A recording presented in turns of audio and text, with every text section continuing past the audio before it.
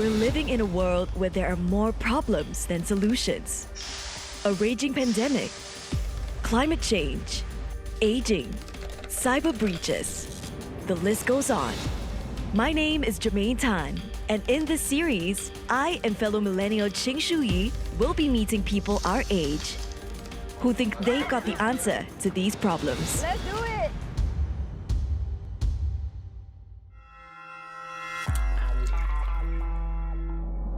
Singaporeans are obsessed with food.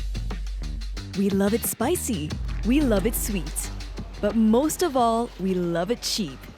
We pride ourselves on having low-cost, delicious and healthy options. So that must mean that nobody goes hungry here, right? Wrong.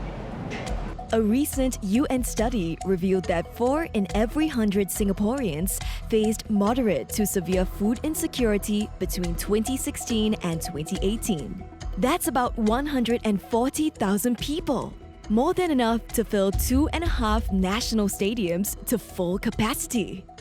But what exactly is food insecurity? According to the Hunger Report, it's the lack of access to a sufficient quantity of nutritious food needed to meet the dietary requirements of an active and healthy life.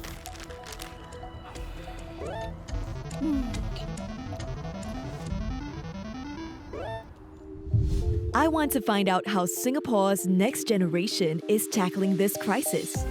So, over the next few days, I'll learn how to forage from the seas around our island. Oh, look at that! Yi Xuan, what is this?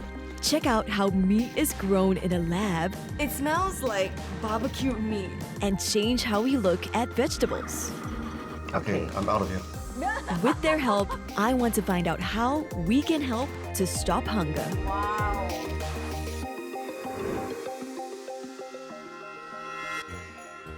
Crazy, rich Asians. That may be how Hollywood has portrayed us, but not everyone's been that fortunate in Singapore. In fact, for the first time in 16 years, the median monthly income fell to just $4,000 last year. And for the lowest 10% of households, they took home just $1,785 or less. And that is where our hunger story begins. Associate Professor John Donaldson is an expert on poverty in Singapore. A lot of people in this very prosperous society go to bed hungry, or they go to bed worried about their next meal and where it's coming from. And for those people, this food paradise feels very, very different. And you mentioned it's $1,900 a month per household as the poverty line. Right. That leaves, what, less than $5 for a whole day's worth of meals. Right, that's for a family of 4. That's for all their expenses. In fact, you go to Starbucks, you would have a hard time getting a cup of coffee for $5. So we're currently in a supermarket, and I was thinking, why not we try? Put Okay. ourselves in their shoes. Sure. $5 for one whole day worth of meals? Right, it's impossible. Let's try. But let's see try. what we can Let's get give it a there. shot. Yeah. So maybe for our meal we can include egg, 16 cents an egg, so $1.60. We could make into sort of a stew. But that's mostly bone. These are the kinds of sacrifices that some people have to face on a day-to-day basis. Okay, so we're gonna go with the chicken thigh bones. That's all we can afford. That says, $1.22 back. $1.10. This was $1.05. $1.22 and $1.60, and that is just below $5. Yeah, it truly is expensive to be poor. I think this has really kind of like opened my eyes for those living paycheck to paycheck. But despite the fact that there are people going hungry here, Singapore has been wasting tons of food. And I mean literal tons. Hundreds and thousands of them to be precise. In 2019, Singapore threw away 744,000 tons of food in total, and that's equivalent to wasting about 730 bowls of rice per person in just 1 year. We're binning $342 million worth of food, while more than 140,000 Singaporeans go hungry. Clearly, something's wrong with the system. So, how do we stop edible food heading to the dustbin and divert it to those in need? 22-year-old Katrina Lee believes she has the answer to our food distribution problem. Katrina is a third-year business student and the CEO of Savor, an online marketplace and mobile app that helps merchants sell their expiring or rejected food at a low price to organizations like NGOs. We have a wide range of grocery items, fresh produce, and many more. So here you can actually see the expiry date, the minimum order, the price, the discounts, and then you can set the collection date and you can place an order immediately. So what kind of discounted price can I actually expect on your platform? The discounts can be like from 10% up to 75% off. Wow! Since Savor's inception in August 2019, more than 100 NGOs have used it to feed almost 2,000 low-income households across Singapore. But Singapore's food insecurity is not always tied to income. Even those whose plates are always full, they're starving from hidden hunger.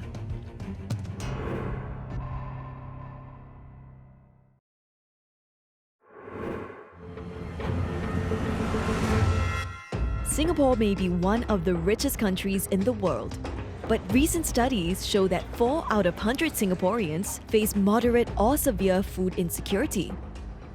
And according to a 2019 SMU report, 1 in 10 also struggle to get enough nutritious food, at least once in the last 12 months.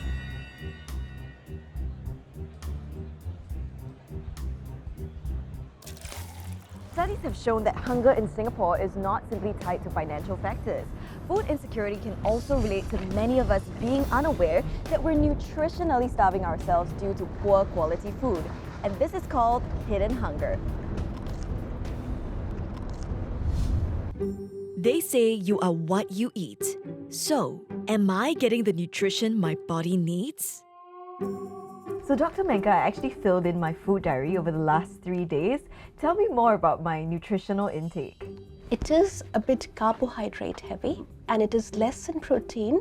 Okay. And the fat percentage is very high as to what you would need. The B vitamins are lesser than what you should be having. Also, vitamin A, C, and vitamin D.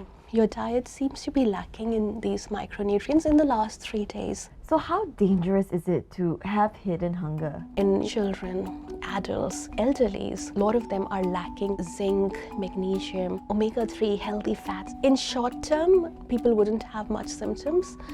Long term, I see people feeling tired, having hair fall, having dry skin, having brain fog. So what common foods that we have here in Singapore could actually cause hidden hunger? The biggest reasons for hidden hungers is we eat so much rice. Because white rice, we've already removed the covering of the white rice. We have actually lost lots of vitamins and minerals in the process. Because we are filling ourselves with white rice and noodles and not having the vegetables and the fruits and meats and fish and tofu, etc., we don't feel hungry. Basically, if the body is not receiving these vitamins and minerals for a long time, we are predisposing ourselves to chronic health diseases. I didn't expect that those with access to large quantities of food could have such serious issues with quality. So how can I eat healthy and not have to overthink it all? 27-year-old Anirudh Agarwal believes the best way to get healthy food is to print it. Yup, you heard that right. Anirudh has been working with Allspice's chef Saktaval to come up with nutritious food pastes that he can personalize as affordable meals using enriched food printers. We lay out the paste layer by layer to make the 3D shape. By the color difference, you can see spinach, purple sweet potato, also beetroot. We are trying to combat nutritional hunger. There are some vulnerable groups like the elderly or fussy kids who just don't want to eat everything. But if you make their own heroes, like a Spider-Man or Superman, So you could actually encourage kids to eat vegetables by kind of like printing it in their favorite superhero characters. Whoa, that's so cool. The enriched 3D printer dispenses the precise amount of food paste according to the individual's nutritional preferences. Once printed, it's then baked and served.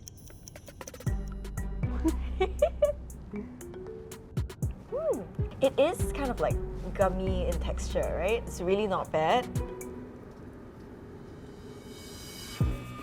Anirudh believes 3D printing makes fresh vegetables more acceptable to the many who struggle to eat them. The best way to prove his theory is to put it through a picky eater's taste test.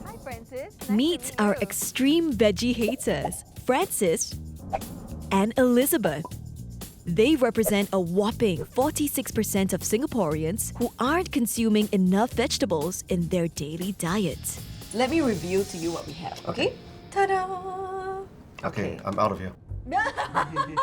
Looking at this, what do you Yes. think? Some toddler's Play-Doh. It kind of looks like gummies. It is time for the No. taste test. No.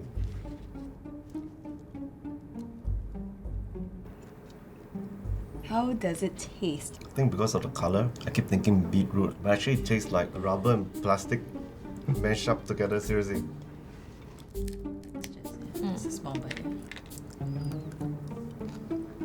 I see so many emotions going through your face. It's like, I can't taste anything at the start. It tastes more like fruit, Can- but it doesn't taste bad. Let's say, right, if we were to print in the shape of a superhero, do you think children would be more likely to eat it? And you ask me to bite the head off an Incredible Hulk, I would probably take a bite, but I won't like it.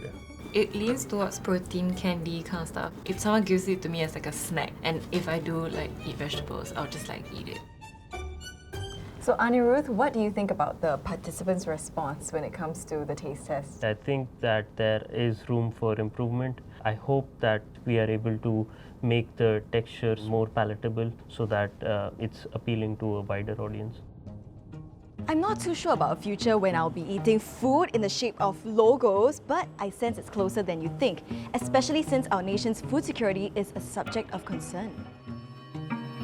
Singapore imports over 90% of its food. That means we are completely reliant on other countries for our food supply, making us vulnerable to potential shortages, which the COVID-19 pandemic showed us all too well. In 2019, the Singapore government pledged that by 2030, 30% of our food should be locally grown and produced. That's a pretty bold target because currently in 2021, only 10% of our food is actually produced in Singapore. In a quest to become more self-sufficient, tenders were awarded last year to transform 9 HDB car parks into urban farms.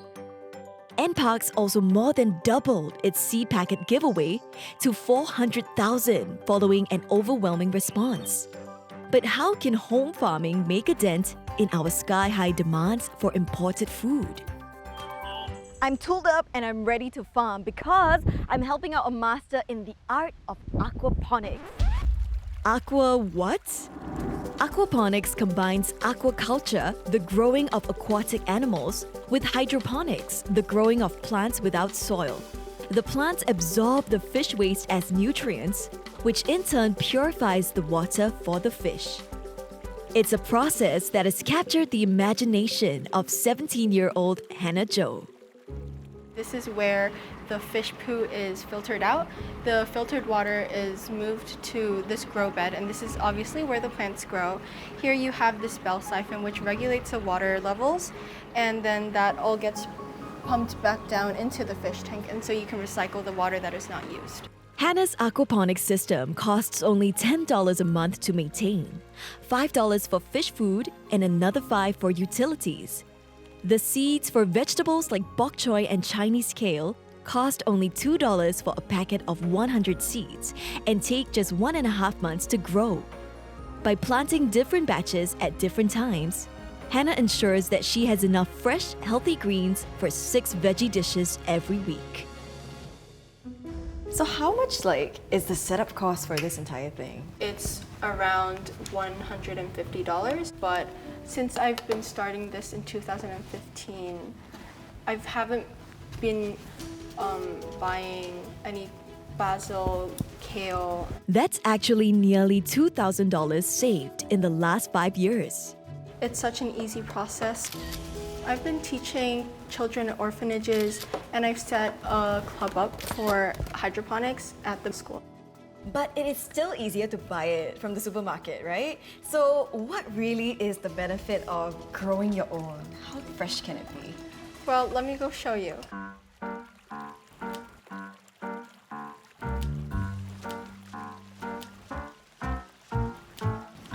Ooh, that smells so fresh. Okay. So now we're gonna make the salad. Let's go to the kitchen. Okay.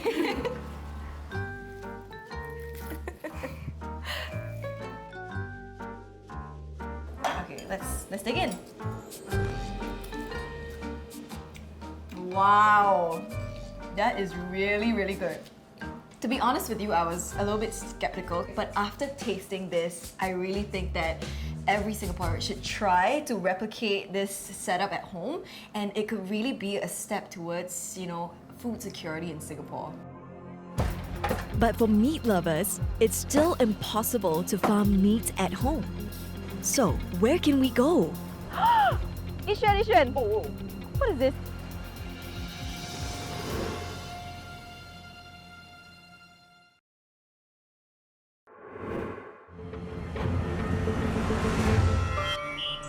Singapore may be a garden city, but it's also a concrete jungle.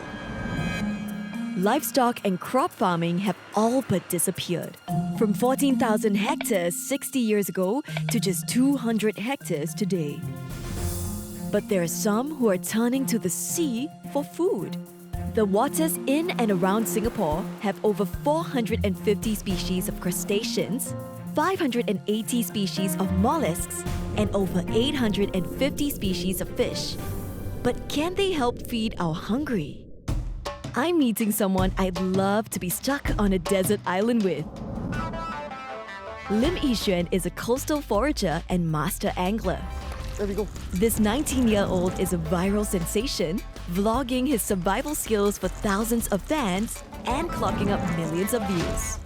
We do have good days where we catch plenty of fish, but for us, we also encourage sustainability, so we try to take what we need and not what we want. Wow, and why do you think fishing, is such an important life skill when it comes to Singapore's food security? If one day Singapore's food supply is cut off, at least I know I could grab my rod and just head to the beach and maybe catch a meal. I want to do that too! Yeah, that's exactly what we'll be doing today. Head out, forage, big stuff, fish, and just have a meal by the end of the day. So we're basically trying to survive off what we catch today. Okay, let's get started. Come on! Let's get going.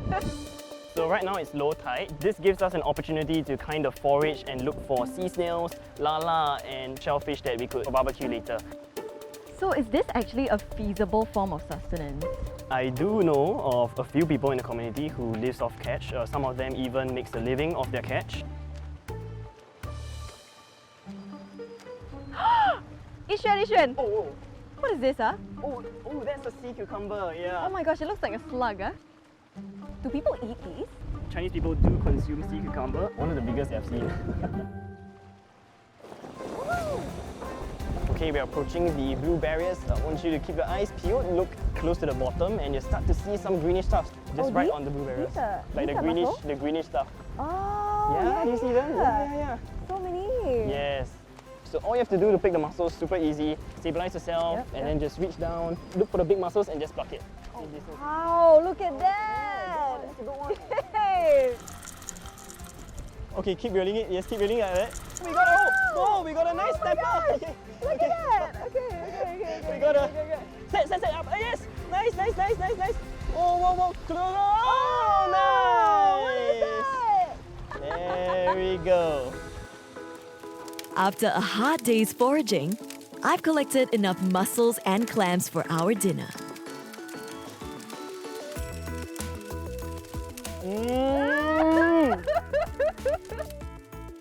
Yeah, we have a nice platter of mussels, which is a nice way to end the day. Gorgeous. We managed to survive. We're not going to go hungry tonight. Foraging may help put us on the road to seafood self-sufficiency. But what about our meats? Today, in terms of livestock, you can only find poultry farms in Singapore. And that's why we import 100% of our beef, pork, and mutton.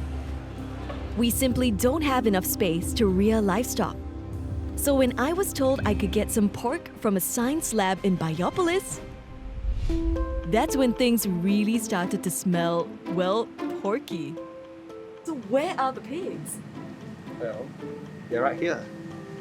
These are actually pig cells that we have collected from a pig many months ago. We supplied them with the nutrients and temperatures to keep them happy and healthy to grow. This is how we make meat. Wait, what? So this becomes meat that you can actually eat into? Well, not yet. We need to further turn these cells into what we call a cell essence using our proprietary technology. Actually, I have a sample right now. Would you like a sniff? A sniff? It smells like bacon. 25-year-old Ong Shujian thinks Singapore should grow our food in science labs. It uses 99% less land compared to conventional farming and can be grown in a matter of days instead of months. He also tells me that cultured meat can be customized to have less saturated fat or a higher protein content, making it a healthier option than traditional meat. So this is the cell essence that was produced from the cells. We are adding this cell essence into this plant-based ingredient, so that combining with the plant-based scaffold, we can create a very good texture and a meaty flavor. But at the end of the day, won't people be able to tell the difference? I mean, this is not pork from a pig, right? We're in fact actually working with chefs in a restaurant right now to truly bring out the meaty flavor of our cell-based meat. Can Shujian's lab-grown meat actually be good enough to be served in a restaurant? I just had to taste it for myself. What have you prepared for us today? Today I prepared breaded steak. In Italian we call cotoletta alla milanese. And we serve with rocket salad and tomato. Hope you enjoy it.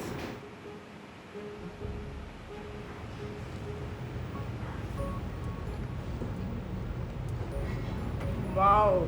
First thoughts, very flavorful, very delicious. To be honest, I cannot taste the difference between this and traditional meat. Singapore recently became the first country in the world to approve the sale of lab-grown meat as an ingredient. Shujian is hoping that his cell-based meat will appear in restaurants by the end of this year. Singapore may be a cheap food paradise, but I've learned that hunger does exist here, be it from financial circumstances or hidden hunger from poor nutrition. We can do our part by reducing our food waste and diverting what we don't want to those in need, or turn into home gardeners and foragers to supplement the food on our tables. But in the long run, technology is pointing the way to a healthier and more sustainable way of feeding the hungry. It may be grown in a lab, but it's a start.